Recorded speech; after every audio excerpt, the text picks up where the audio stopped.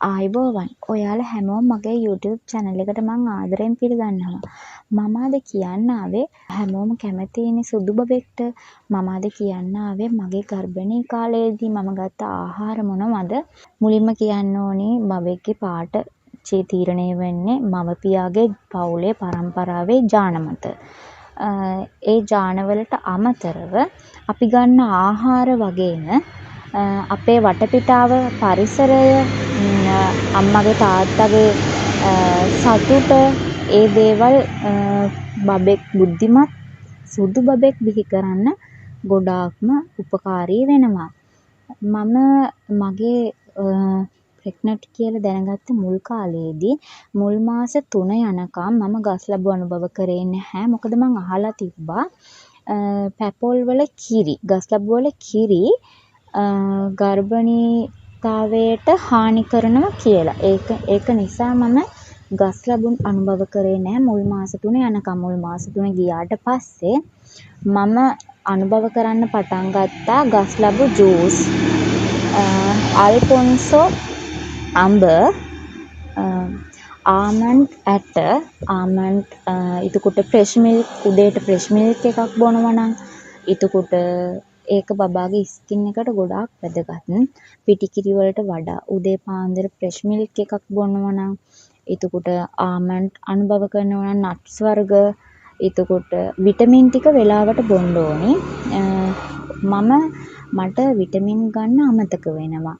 මට අමතක වෙන නිසා මම එලාම් එකක් තියන් හිටියා උදේට ගන්න විටමින් වලට වෙනම රැයට ගන්න විටමින් වෙනම ලියාගෙන එලාම් එක තියන් හිටියා. මම ඊට පස්සේ විටමින් ටික වෙලාවට ගත්තා. මම කොමඩු එතකොට කුරුම්බ වතුර ගොඩාක් ස්කින් එක කලර් කරන්න උපයෝගී වෙනවා. ආයි ගිතෙල්, මීකිරි,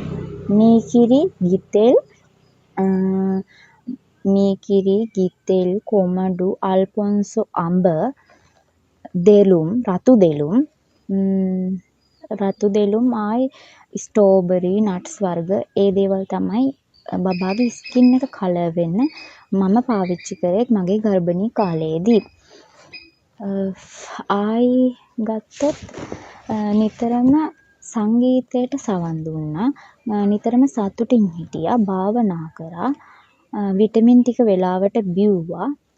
අපේ වටපිටාව අපි ලස්සනට පිරිසිදුව හදාගන්න ඕනේ. අපේ බබාට ගොඩාක්ම බලපානවා අපේ වටපිටාව.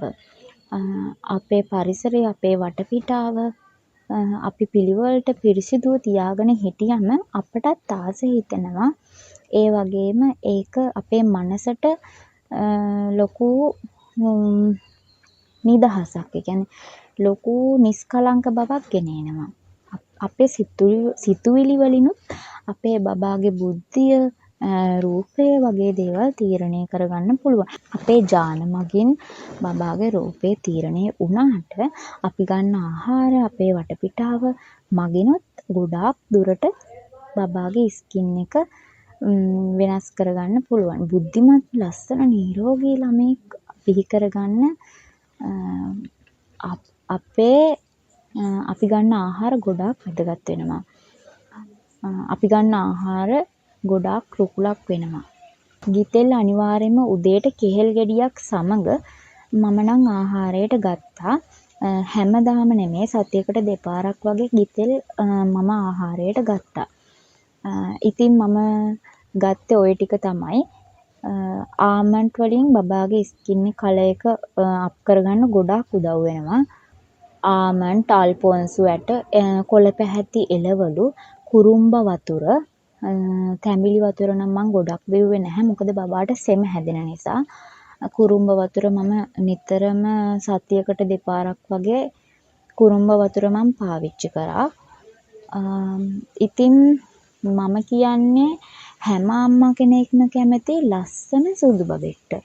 ඉතින් හැම අම්මා කෙනෙක්ගේම බලාපොරොත්තුව තමයි සුදු බබෙක්. හැම අම්මා කෙනෙක්ම හොයන්නේ කොහොමද මගේ බබා සුදු කරගන්නේ කියලා.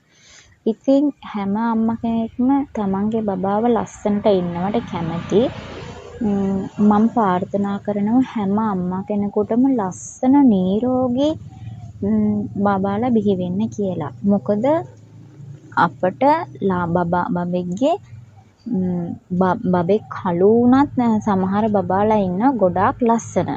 ඉතින් බබෙක් අපට කියන්න බෑ. අපි අද සමාජයේ ගොඩාක් මිනිස්සු හිත රිද්දනවා. මේ ඔයාගේ බබා කළුයි, අම්මා ඔයා කළු නිසා බබා කළු වෙයි කියලා.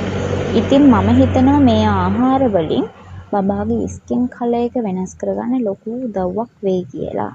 මාස 3න් පස්සේ මම මොනවද මගේ බබාට පොවන්න පටන් ගත්තේ කියලා මම ඉදිරි වීඩියෝ එකකදී ගෙන එන්නම්. ඔයාලා හැමෝටම ගොඩාක් ස්තුතියි. මගේ channel එක සමග දිගටම රැඳී සිටින්න කියලා මම ඔයාලා හැමෝගෙන්ම ආදරෙන් ඉල්ලා සිටිනවා.